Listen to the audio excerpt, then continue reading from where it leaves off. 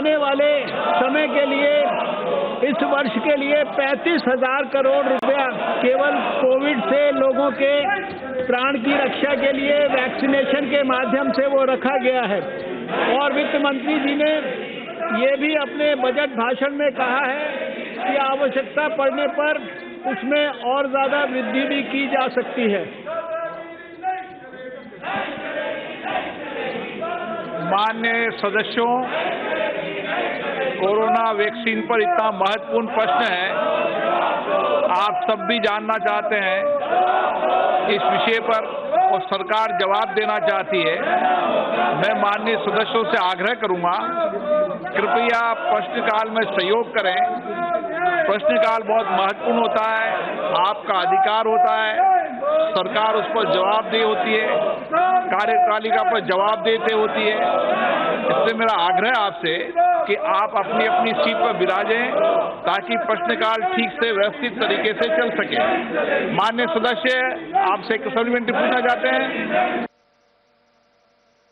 माध्यम से माननीय मंत्री जी से पूछना चाहता हूं, जैसा माननीय मंत्री जी ने बताया है कि 2021-22 के बजट में कोरोना वैक्सीन के लिए 35,000 करोड़ रुपए का बजटीय प्रबंधन और आवश्यकता पड़ने पर और अधिक भी धन की व्यवस्था करने का आश्वासन माननीय वित्त मंत्री जी द्वारा दिया गया है।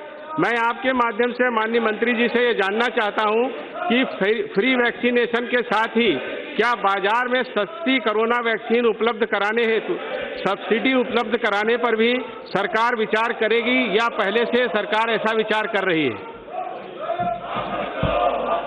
अध्यक्ष महोदय, वैक्सीन एडमिनिस्ट्रेशन के संदर्भ में प्रधानमंत्री जी ने अगस्त के पहले सप्ताह में एक national expert group for vaccine administration बनाया था। इसमें डॉक्टर वीके पॉल और उसके साथ साथ हमारे स्वास्थ्य सचिव, ये इसके दोनों मिलकर चेयरमैन हैं। इसमें सभी प्रकार के एक्सपर्ट्स हैं, कई स्टेट्स इसके अंदर रिप्रेजेंटेड हैं और वैक्सीन के एडमिनिस्ट्रेशन के संदर्भ में, वैक्सीन के प्रोक्योरमेंट के संदर्भ में और इससे जुड़े हुए जितने भी विषय हैं उनके संदर्भ में ये एक्सपर्ट ग्रुप प्रधानमंत्री जी से भी मार्गदर्शन लेता है और ये एक्सपर्ट ग्रुप समय समय पर आवश्यक सारे फैसले करता है।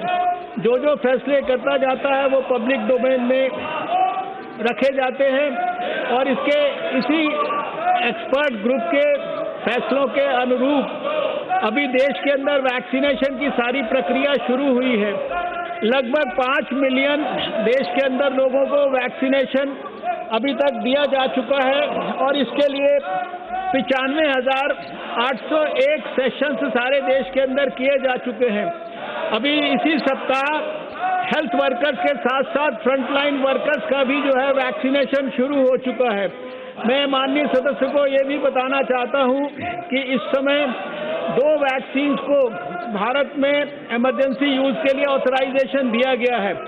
इसके अलावा 7 वैक्सीन को पर और भारत के अंदर काम हो रहा है, जिसमें से 3 वैक्सीन क्लिनिकल फेज के 3rd फेज में है ट्रायल के, 2 वैक्सीन जो है वो 1st और 2nd फेज में है और 2 vaccine advanced pre clinical phase के अंदर है।